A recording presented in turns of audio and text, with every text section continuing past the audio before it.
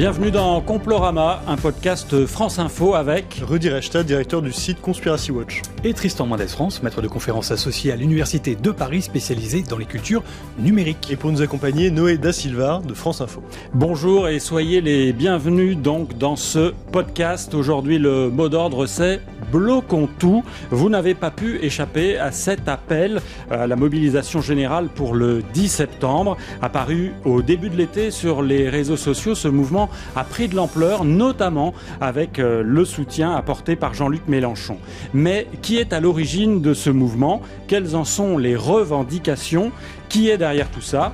C'est le 93e Complorama, intitulé « Bloquons tout le 10 septembre, la complosphère est-elle en embuscade ?» Le 10 septembre 2025, le peuple reprend la main. Ils nous ont divisés par nos origines, nos croyances, nos couleurs, nos traditions. Ils nous ont maltraités, humiliés, méprisés, mais une question demeure. Le peuple est-il prêt à se lever, à s'unir pour de bon? Parce que la solution ne viendra ni d'un chef ni d'un parti, sinon pourquoi depuis des décennies rien n'a changé? La seule clé est entre nos mains depuis toujours. L'union, la solidarité, l'entraide. Ce message que nous venons d'entendre est apparu sur différents réseaux sociaux, dont Telegram. Le visuel, c'est un fond noir. On voit deux mains qui se tiennent comme deux personnes solidaires. Il y a également un compte à rebours jusqu'au 10 septembre 2025 où il est écrit que la France s'arrête. La publication a été faite tout d'abord sur le compte Les Essentiels. Rudy, qu'est-ce qu'on sait sur ce compte Les Essentiels? On sait que c'est le nom d'un cercle saint-élois qui a été renommé Les Essentiels au printemps dernier et qui est un café associatif de tendance souverainiste animé par quelqu'un qui travaille dans le web du nom de Julien Maricio et qui est un compte très clairement perméable, pour pas dire imbibé, de complotisme, de théorie du complot, d'une vision en tout cas complotiste du monde.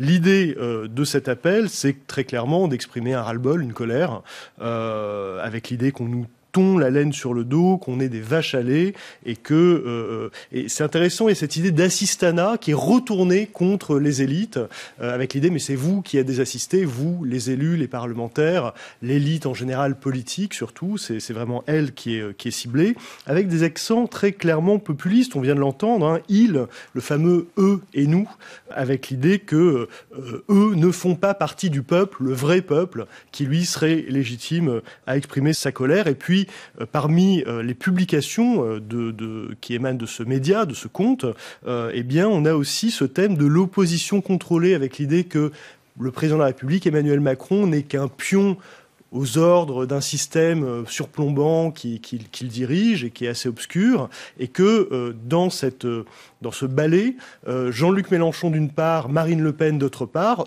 tiennent aussi leur rôle pour reconduire en fait ce blocage du pays.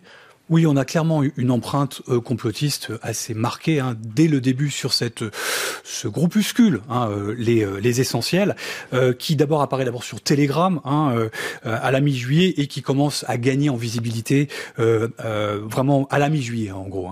Ce qui est, je trouve, assez intéressant, c'est de jeter un coup d'œil. Il suffit de regarder sur le compte, notamment TikTok, de les Essentiels, et bien de voir ce qu'ils relayent, pour essayer de voir la tonalité et évidemment voir s'il y a une empreinte complotiste. Et là, c'est quand même assez spectaculaire, assez flagrant. On a par exemple une vidéo de Francis Lalanne, dont on a souvent parlé ici sur Complorama, une vidéo de Francis Lalanne interviewée par Géopolitique Profonde, qui est un média turbo-conspi français dont on a parlé également dans le dernier Complorama sur la Russie.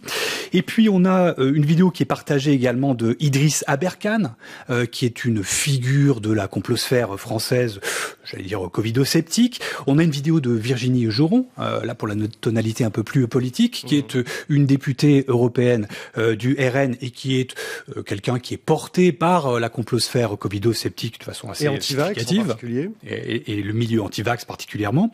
On a aussi Olive, qui est un ancien chroniqueur de Cyril Hanouna et qui lui aussi est un ancien gilet jaune dont on va parler tout à l'heure et qui lui aussi est une figure de la complosphère covido-sceptique également.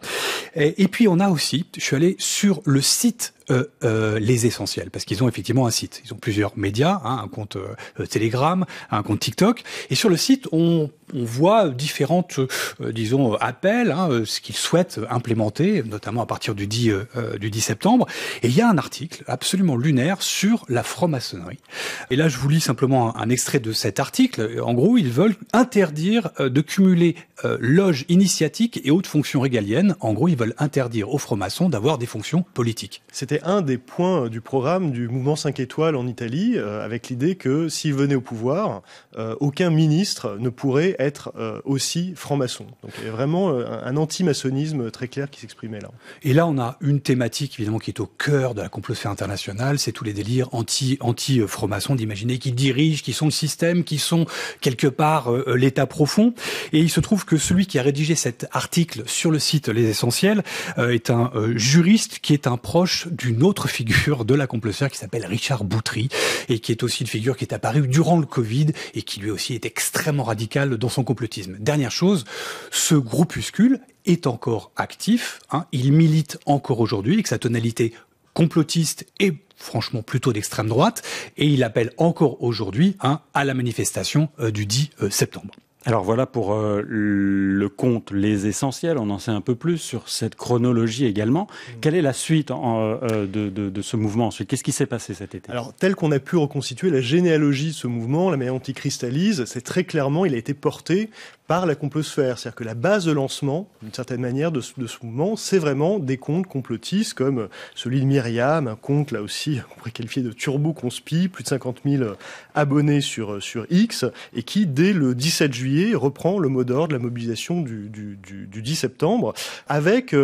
à partir du 30 juillet, lorsque Jean-Luc Mélenchon fait une note de blog dans laquelle il dit qu'il se reconnaît dans les motifs de cette action, en étant quand même très prudent encore à l'époque, quelques jours plus tard, à la mi-août, il dira très clairement qu'il faut soutenir le mouvement.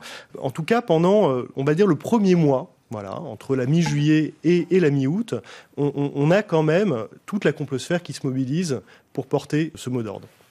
Et puis évidemment, à partir du moment où Jean-Luc Mélenchon commence à s'exprimer, là, on sent bien qu'il y a une dynamique qui s'installe dans cette mouvance gazeuse, horizontale, et qui commence à imprimer significativement la mouvance dans son ensemble. Et d'ailleurs, on a une étude de la Fondation Jean Jaurès qui a sondé un échantillon, échantillon de militants qui se revendiquent de la mouvance Bloc-on-Tout, échantillon qui a été questionné entre le 15 et le 23 août. Et là, on constate qu'il y a quand même une forte tonalité marquée à gauche pour cet échantillon-là, avec 69% des sondés qui disent avoir voté Jean-Luc Mélenchon au premier tour de l'élection présidentielle de 2022. Ce que je veux dire par là, c'est que, évidemment, c'est un mouvement gazeux. Il est difficile de le qualifier à l'instant T parce qu'il est traversé évidemment de dynamiques diverses, et c'est le propre d'une structure qui n'est pas cadrée ou organisée. C'est pas une manif syndicale où on peut compter, on sait qui est dedans, on sait qui n'est pas dedans. Donc évidemment, chacun va pouvoir avoir sa lecture de ce mouvement en disant qu'il a plutôt à gauche ou à l'extrême droite ou à l'extrême gauche, même si clairement les chiffres aujourd'hui montrent qu'il y a une dynamique clairement à gauche. Ça n'enlève pas que les figures, les groupuscules complotistes que nous suivons sont évidemment encore aujourd'hui partie prenante dans cette manifestation du 10 septembre. Alors Tristan, tu dis c'est difficile de qualifier ce mouvement. On va quand même essayer de le qualifier. Est-ce que, par exemple, c'est un mouvement qui est spontané? Oui, il n'y a pas de doute Tristan. Que ce début, cet allumage est absolument spontané. C'est quelque chose d'organique. Il y a des mécontentements qui se sont agrégés. Donc c'est un vrai mouvement, ou une mouvance en tout cas. Maintenant, évidemment, il y a des suspicions qui ont commencé à faire surface sur, par exemple, des comptes qui seraient considérés comme des faux comptes en ligne, des bots, ce qu'on appelle des bots, qui ont participer à l'accélération de la visibilité sur les réseaux sociaux de certains de leurs contenus, avec une suspicion qui dirait peut-être une tentative d'interférence peut-être étrangère, dont on a du mal, encore une fois, à attribuer, qui n'est pas clairement attribuée, en tout cas pour les données qu'on a actuellement, avec évidemment une suspicion qui me semble pas illégitime du côté de la Russie, tout simplement parce qu'il y a des préalables. On a des exemples. On a des précédents, pardon. Évidemment avec les Gilets jaunes et d'autres épisodes où on sait que la Russie cherche à profiter ou de surfer sur des séquences qui sont délétères pour le gouvernement en place. Donc, il n'est pas illégitime que la Russie tente d'accélérer, mais pour l'instant, il faut être précautionné sur l'attribution. En fait, cette tentative d'amplification, elle n'aurait absolument rien d'étonnant, parce que, comme tu dis, il y a des précédents. La question, c'est à quel point elle est cruciale dans ce qui va se passer. Pour l'instant, rien ne permet de dire qu'elle est cruciale, ni qu'elle est à l'origine, ni même qu'elle explique pourquoi il va y avoir une mobilisation a priori importante le 10 septembre. Revenons maintenant sur les revendications, puisque on voit qu'il y a un peu de gauche, de droite, d'extrême gauche qui se rallient à ce mouvement. Les revendications, elles semblent hétéroclites, voire contradictoires. Oui, parce que effectivement, c'est déjà le mouvement a évolué en quelques semaines. Et si on se base sur la première mouture de l'appel national à la solidarité du peuple pour un arrêt total, général et illimité du pays, c'est vraiment le premier texte. Bien, c'est un texte avec des choses un peu fantaisistes. Il y a clairement l'expression d'un ras-le-bol, d'un dégagisme, l'idée qu'ils s'en aillent tous, l'idée que la classe politique est quand même corrompue, le populisme, on en a parlé, l'anti-élitisme qui est très clair et qui est assez cohérent avec le refus de désigner un porte-parole ou des représentants. C'est un mouvement acéphale. En ça, il ressemble d'ailleurs au mouvement des Gilets jaunes. Et puis, cette idée que on va rester chez nous, on ne travaille plus, on ne consomme plus, on garde nos enfants avec nous, on ne paye plus. On ne participe plus, donc, en gros, à la fiscalité, donc aussi à l'effort national, donc à la solidarité. Et ça, c'est contradictoire avec les valeurs de solidarité qui sont affichées par ailleurs par le mouvement. Oui, dès le début, on a effectivement des appels contradictoires. Par exemple, effectivement, il y avait l'idée d'un autoconfinement. Donc on se confine chez soi, on reste tous chez soi. Et un appel à la manifestation, c'est sortir. Bon, donc il y a effectivement clairement des injonctions contradictoires, mais qui sont le symptôme de ce qu'est ce mouvement. C'est naturel, c'est poreux, c'est gazeux, et donc les revendications sont celles des communautés qui les poussent. Et il y a une myriade de communautés. Et c'est ça que je trouve assez fascinant avec ce type d'irruption d'ovni politique qu'on a déjà vu avec les Gilets jaunes, et il y a eu d'autres épisodes d'ailleurs à l'international. C'est que effectivement on a une sorte d'ovni politique qui est assez compliqué à non pas seulement à identifier, mais pour l'autorité publique, pour la puissance publique. Comment est-ce qu'elle répond à des injonctions qui sont contradictoires?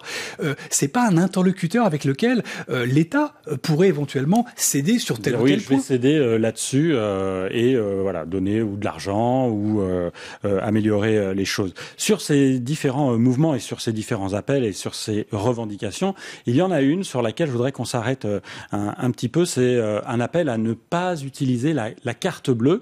Et ça vous a rappelé, messieurs, Éric Cantona, ancien joueur de foot et parfois aussi acteur. Tendez l'oreille. On peut parler de la révolution, on va pas prendre des armes, on va pas prendre des machins, on va pas aller tuer des gens. La révolution est très simple à faire. Le système, c'est quoi? Le système tourne autour des banques. Donc, il peut être détruit par les banques. C'est-à-dire qu'au lieu qu'il y ait 3 millions de gens qui sont dans la rue avec leur machin, ces 3 millions de gens, ils vont à la banque, ils retirent leur argent et les banques s'écroulent. Et là, on va nous écouter autrement. Alors là, on va nous écouter autrement, dit Éric Cantona. Et ce message, eh bien, il date de 2010 et il vient de ressortir opportunément. Pourquoi, Rudy? Il vient de ressortir sur un compte, là aussi, très marqué, conspirationniste, un compte X qui s'appelle Tribune Populaire. Pourquoi? Parce qu'il y a cette idée, on bloque le système, et ce postulat derrière, implicite, qui est que le système, c'est les banques. Voilà.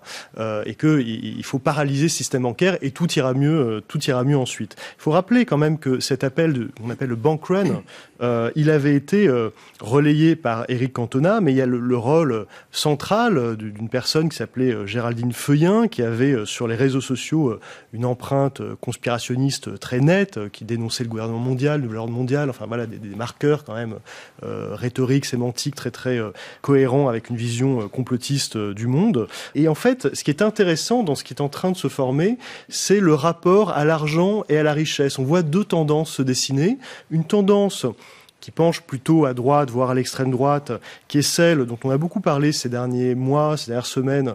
La tendance, c'est Nicolas qui paye, c'est-à-dire une tentation presque d'une sécession fiscale, l'idée qu'on paye des impôts, on ne sait pas pourquoi, qu'on paye de toute façon trop d'impôts. Nicolas qui paye, c'est un compte qui existe, hein, où absolument. il y a plein de revendications, on paye trop, quoi. C'est ça, on paye trop, on en a marre, on est des vaches à lait, et puis surtout on paye pour des choses qui servent à rien, où on pourrait réorienter davantage les dépenses publiques. Et puis, une autre tendance qui est plutôt la tendance, il faut taxer les riches.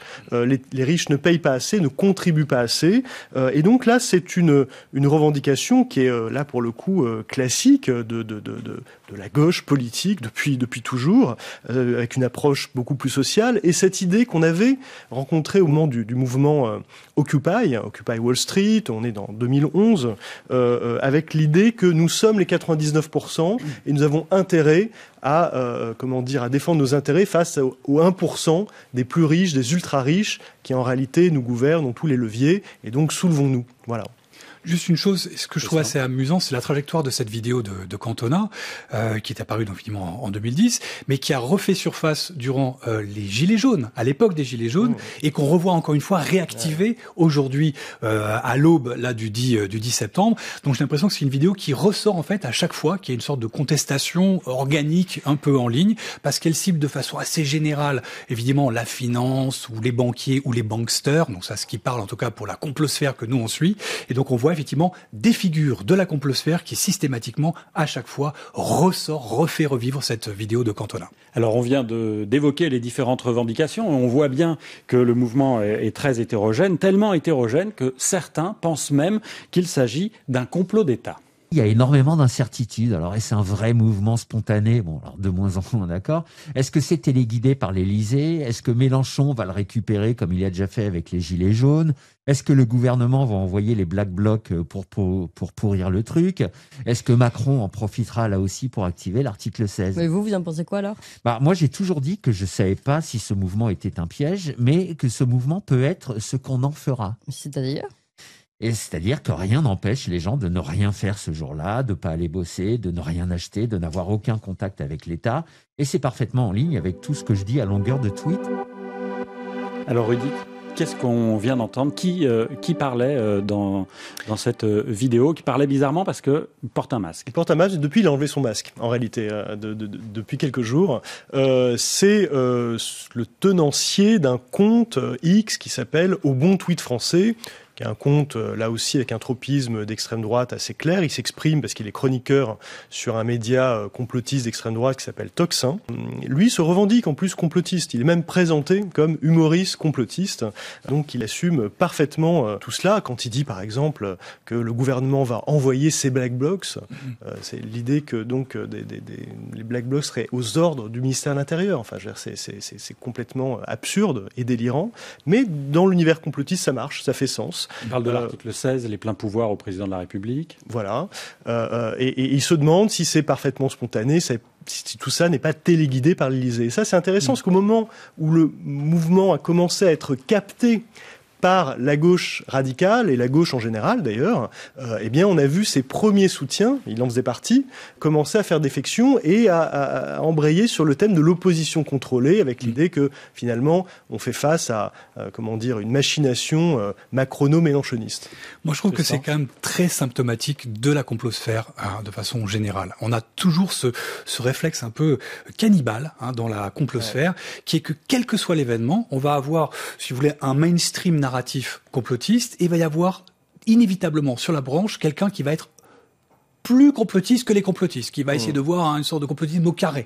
Et donc, qui va derrière essayer d'expliquer qu'effectivement, la manifestation que peut-être la complosphère soutient est en fait une grande manipulation des élites. Alors, cette idée-là, encore une fois, que ce serait peut-être une manip, que le 10 septembre serait une manip du gouvernement, ça va assez loin. On a, par exemple, un ancien candidat, François Asselineau, qui dirige un petit parti qui s'appelle l'UPR, qui, lui, a aussi caressé ou suggérer ou laisser flotter l'idée que il y aurait peut-être une manipulation. Il l'a dit clairement le 23 août dans un tweet. Il dit il est maintenant clair que cette opération est pilotée en sous-main par l'extrême gauche et peut-être avec le soutien direct de Macron. Donc il sous-entend clairement. C'est une manif contre Macron. Oui, en plus.